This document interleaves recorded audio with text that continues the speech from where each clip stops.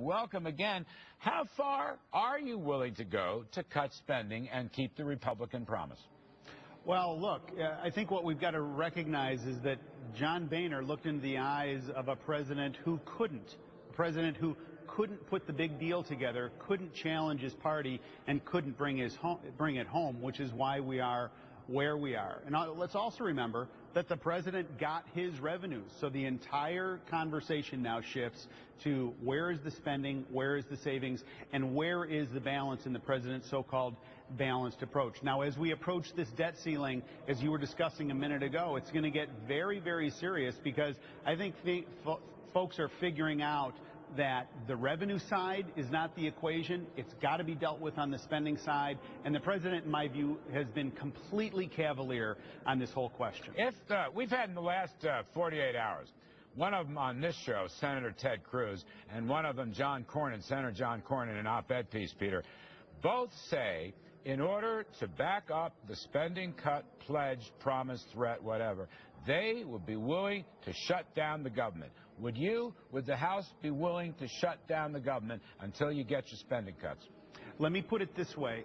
I think that there is a fundamental different disposition on that question than there was a year or two ago. A year or two ago, there was not a tolerance for it. But now when you recognize that the president has no interest in cutting spending, the mask is off the White House. There's no pretense that they have an interest in spending. And when Tim Geithner's first negotiations was $1.6 trillion in new revenue, raise the debt ceiling with impunity, and have more stimulus spending, it's that kind of unbridled just foolishness that has jarred the GOP in the House. So those sort of shutdown questions become easier to coalesce around. So it's a yes. Because you recognize. You give me a yes. You recognize. It's on the table. Is that right?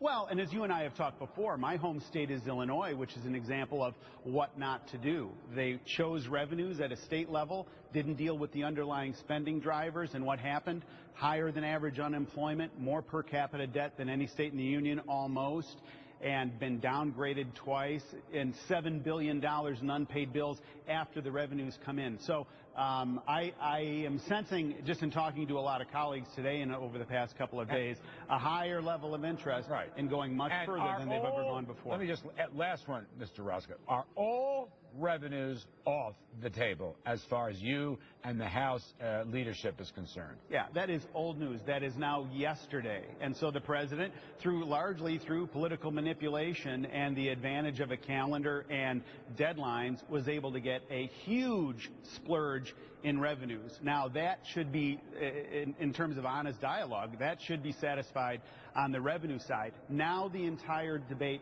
needs to shift all to saving. And remember, this is the president's own equation. This is the president's own architecture of at least a 3-to-1 revenue to spending side, and he has failed in this miserably. All right, Peter Roskam, House leadership, thank you very much.